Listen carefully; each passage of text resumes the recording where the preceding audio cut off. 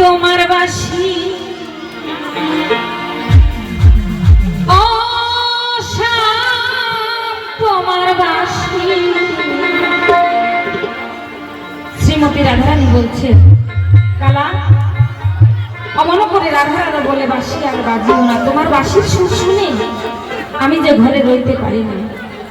জগতে আমাকে কলঙ্কিনী বলে সকলে, তাই তুমি আমার নাম ধরে এই পোড়াবাসী আর বাজিও না।